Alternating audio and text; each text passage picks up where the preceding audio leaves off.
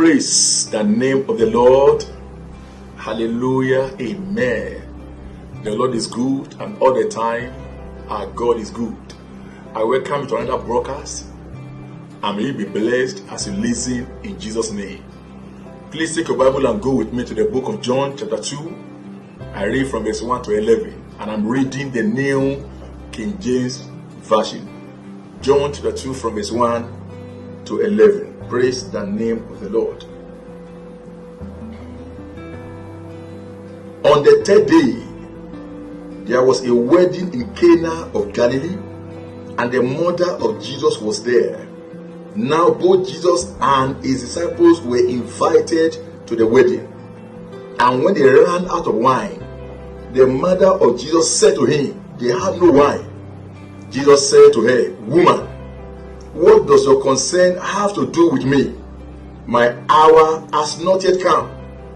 His mother said to the servants, "Whatever he says to you, do it." Now there were set there 6 water pots of stone, according to the manner of purification of the Jews, containing 20 or 30 gallons apiece. Jesus said to them, "Fill the water pots with water." And they filled them up to the brim. And he said to them, "Draw some water now, and take it to the master of the feast." And they took it. When the master of the feast had tasted the water that was made wine, and did not know where it came from, but the servants who had drawn the water knew, the master of the feast called the bridegroom, and he said to him, "Every man at the beginning set out the good wine, and when the guests are well drunk, then the inferior. You have kept the good wine until now." This beginning of signs Jesus did in Cana of Galilee, and manifested his glory, and his disciples believed in him. Praise the name of the Lord. Listen, if you know something about the Jewish history, you will know that their wedding celebrations could last as long as a week. Wedding is very expensive, even in our time. So you can imagine the financial impact on the family budget, the financial impact of wedding on family budget in those days. Meaning, before you can do wedding, before you engage in the celebration of wedding, you must have been well prepared. Praise God. You must have been well prepared. Prepare for everything that is needed to avoid embarrassment and disgrace. So running out of wine was a great embarrassment, because why? It broke the law of hospitality. It was a great embarrassment. But here it is, fortunately or unfortunately, the groom, the parent of the groom, the guests, none of them was aware that the wine had run out. Praise God. And as a result, the groom's family, the groom and the groom's family, were on the verge of social humiliation, until Mary cried out, and Jesus in compassion intervened. What happened? They were at the verge of social humiliation until Mary cried out, and Jesus in his usual compassion intervened. What are we talking about? We are talking about what is titled the mystery of divine intervention. The mystery of divine intervention. Now, what is divine intervention? What is divine intervention? Number one, divine intervention is when God steps in and changes the outcome of a situation. When God steps in and changes the outcome of a situation, that is divine intervention. Divine intervention, again, number two, is simply miracle. Praise God. Simply miracle. Miracle is divine intervention, and divine intervention is miracle. I'm talking about miracle. Miracles are God's unusual action God's unusual action. It is God doing the extraordinary. It is God doing the supernatural, doing the miraculous. Praise the name of the Lord.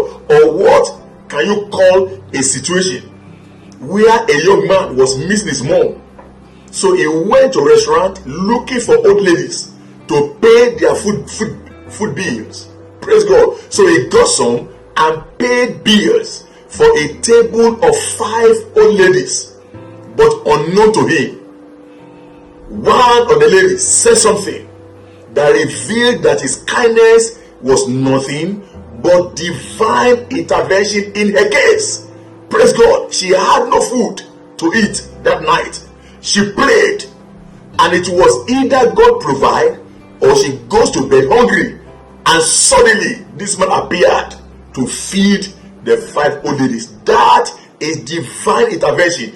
That is miracle, because even the young man did not even know, praise God, that God was using him to answer someone's prayers. Praise the name of the Lord. What is divine intervention again? Number 3, divine intervention is when the unexplainable happens. Praise God. When the unexplainable happens.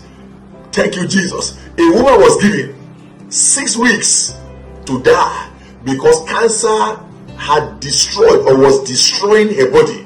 So few days to the last week that was given to her, she had a dream, and a man entered into her hospital room and touched her shoulder and said to her, "It is well with you." This woman woke up and asked the doctors to discharge her. They looked at her and said, "You are not well. You have few days to go. Why not remain here and die here?" So they discharged her for her to go and die at home. But as God will have it, she didn't die. Praise God. She didn't die. And when the doctor saw that she didn't die, they called her for another test. And when they carried out their test, they discovered that cancer had disappeared from her. Cancer disappeared from her. That is miraculous. That is divine intervention. Only God can do that. Hear this. There are occasions in a man's life when the solution to your problem is beyond the ability of man. At this point, all that you need is divine intervention. There are times in the life of a man that the solution to your problem is beyond human ability. At that point, what you need is divine intervention. And hear this, divine intervention is not automatic. You have to prepare yourself. You have to be prepared for it. It is not automatic. Divine intervention is not automatic. Praise God. Now, how do you prepare for divine intervention? How do you prepare for divine intervention?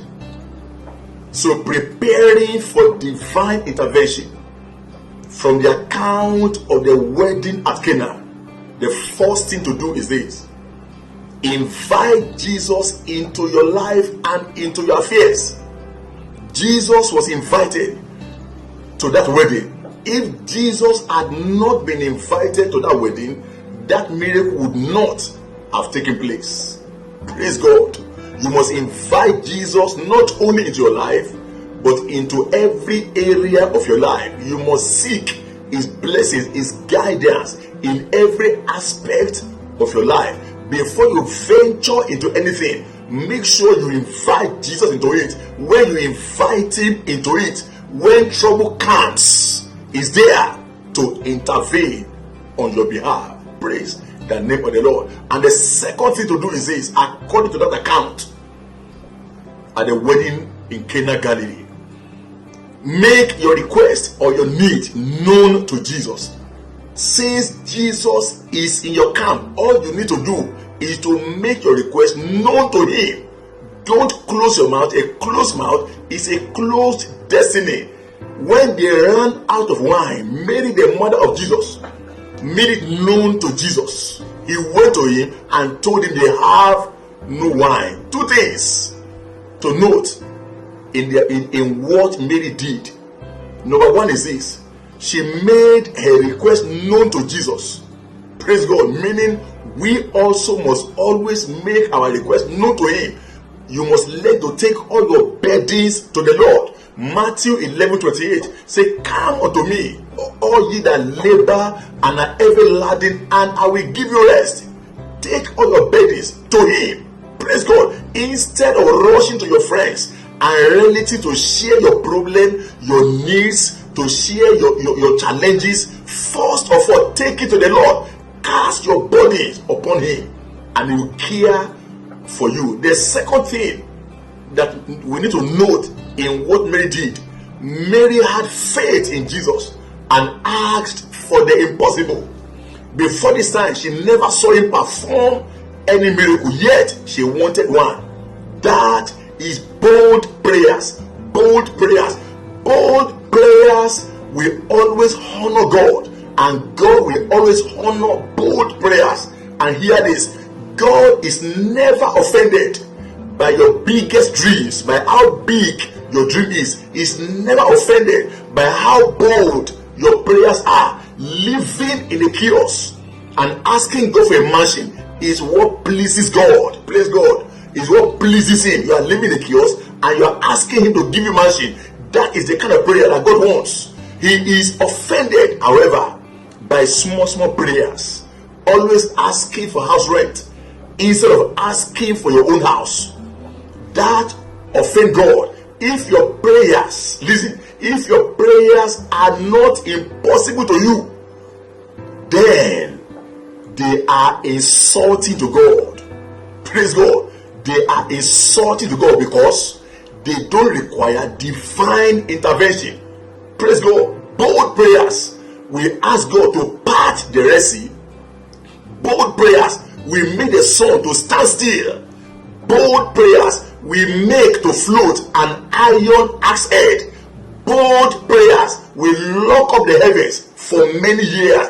That is the kind of prayers heaven expects you and I to offer all the time. The third thing from that account, to prepare yourself, you need spiritual knowledge. Hosea chapter 4 verse 6 say, my people are destroyed because of lack of knowledge. Mary gave the servants of the groom a short sermon. Say, whatever is said to you, do it.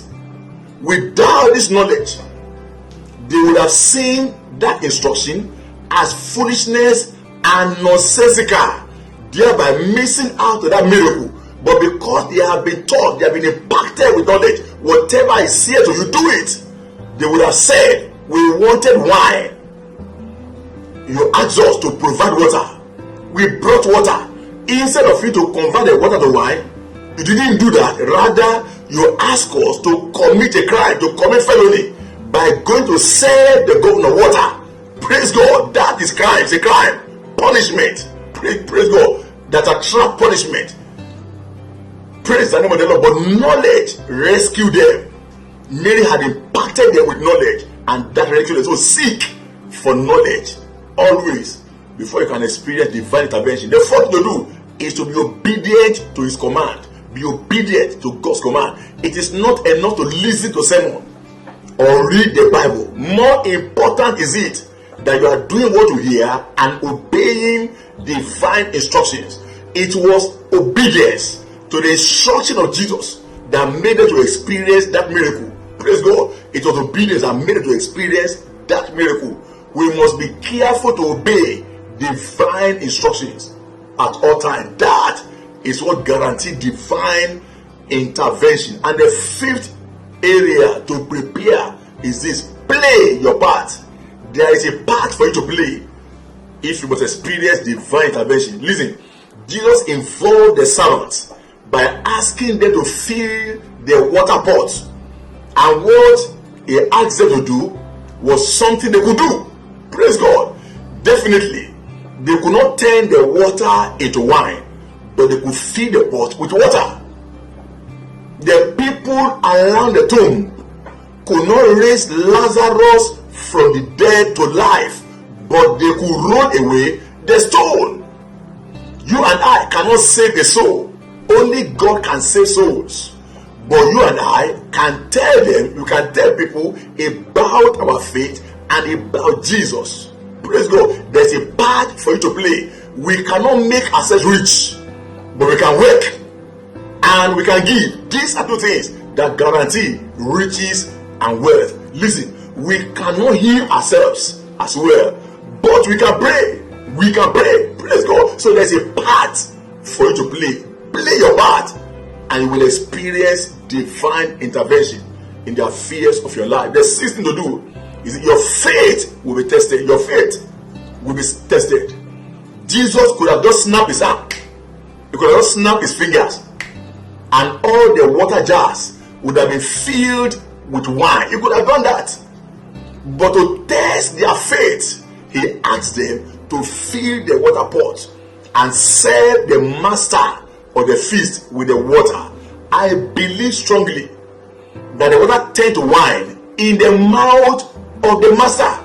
I believe strongly while the servants were taking the water there, it was ordinary water, not wine. Praise God. But as immediately the man put it in his mouth, it turned to wine. Praise the name of the Lord. And the last thing I want to talk about, to prepare yourself, the last thing to do in preparing yourself for divine intervention, never despise what you have. At the wedding in Cana, at this wedding, our Lord used the water that was available to perform the miracle. Praise God. That was what was available to perform the miracle. He used what was available. Jesus as well used 5 loaves of bread and 2 fishes that was available to feed 5,000. Praise God. Our Lord can use whatever you are to perform your miracle. Allow him to use whatever you have for his glory by surrendering your totality to him. Praise the name of the Lord. In conclusion, wherever there is divine intervention, hear it. Wherever there is divine intervention, there is transformation. There is transformation. When Jesus intervened in that situation, he turned water to wine. The same Jesus in your life can turn your poverty to riches. It can turn your fear into songs of hope. It can turn your deserts into fruitful garden. It can turn your sorrows into joy. If you allow him, he can turn your situation around, your story into glory. So allow him by repositioning yourself for divine intervention, and it shall be well with you. In Jesus' mighty name. Amen. Amen and amen. Pray this prayer and pray it very well. Say, oh God, arise and intercept my battle. Oh God, arise and intercept my battle. In the name of the arise, oh God, and intercept my battle. Arise, oh God, and intercept my battle. In Jesus' mighty name we pray. It is well with you. In Jesus' name, I pray for that intervention on your behalf and in your life. May you encounter God in a new dimension. In the name of Jesus, it is well with you. In Jesus' mighty name. Hope you are blessed. See you in the next broadcast. Thank you and bye-bye.